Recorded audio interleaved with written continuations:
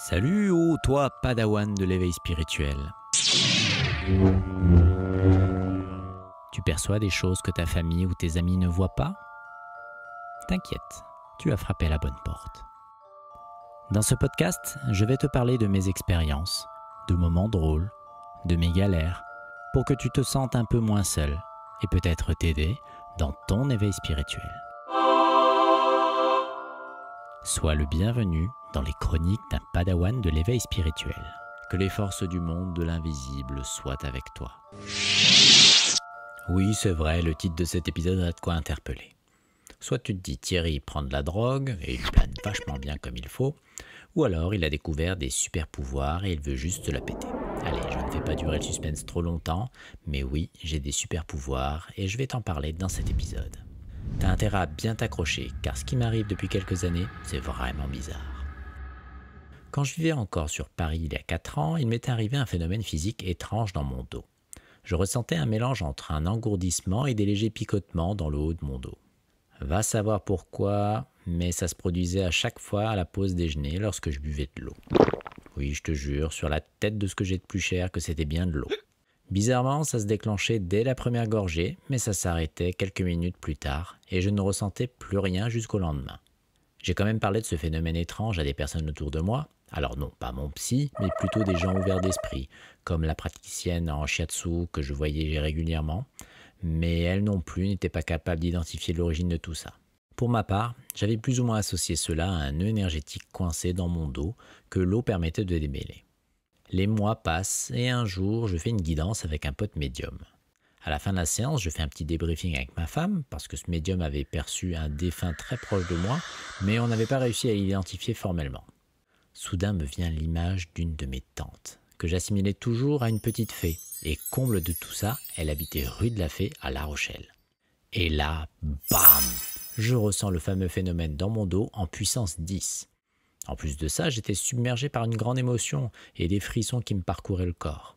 Avec ça, on ajoute une petite voix dans ma tête qui me dit texto « Oui, c'est bien moi ». C'était la première fois que je pouvais associer une sensation physique dans mon corps avec la présence d'un défunt. C'était révolutionnaire pour moi.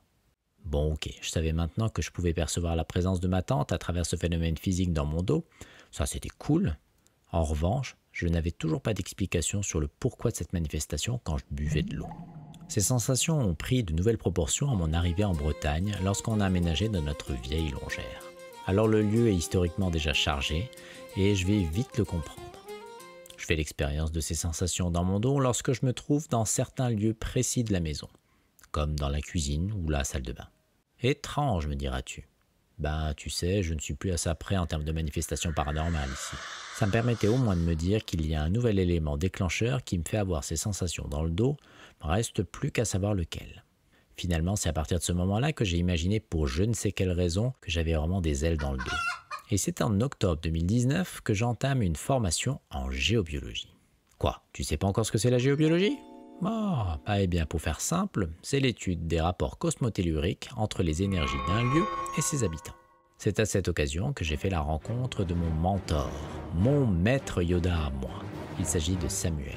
J'en ai profité pour lui parler de ce phénomène étrange. Peut-être que lui, il arrivera à trouver l'origine de tout cela. L'avantage avec Samuel, c'est qu'il a la capacité de voir et de ressentir des trucs que moi je ne vois pas. Je lui en parle et lui me confirme qu'il voit et ressent des grandes ailes dans mon dos, mais qu'il les voit comme blessées. Ah bah voilà, c'est con. J'ai la chance d'avoir des ailes dans le dos et paf, faut que je me blesse bêtement comme un joueur de foot. Il m'a fait un petit soin dont il a le secret et hop, elles étaient de nouveau comme neuves.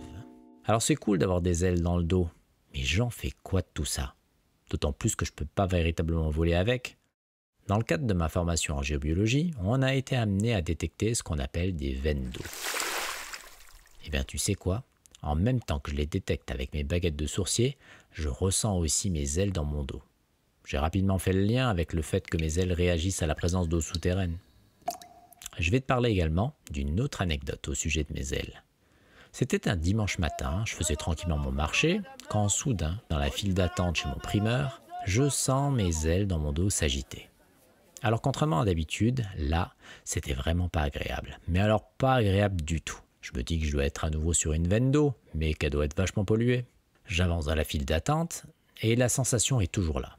Je me retourne et là mon regard se porte sur la personne qui était juste derrière moi. Comme on est en période de Covid, tout le monde porte un magnifique masque sur le visage et j'ai du mal à reconnaître les personnes. En fait, il s'avère que cette personne était le locataire qui a habité pendant près de 15 ans avec sa famille dans la maison que j'ai achetée. Et vu ce que j'ai perçu énergétiquement sur le lieu à notre arrivée, ce locataire a bien contribué à alimenter la mémoire des murs de la maison. Ah oui, tu veux peut-être savoir ce que c'est la mémoire des murs. Eh bien sache qu'une maison, ou un appartement d'ailleurs, garde une empreinte énergétique de tout ce qui a pu se passer en son sein depuis toutes ces années. Elle garde en mémoire les moments heureux, mais également les drames et autres événements difficiles qui peuvent s'y dérouler, ce qui a un impact direct sur le quotidien des gens qui y vivent. Voilà, j'espère au moins que c'est un peu plus clair pour toi. Après cette expérience au marché, j'en ai déduit que mes ailes me servent également de système d'alarme en présence d'énergie nocive, ou alors pas très lumineuse.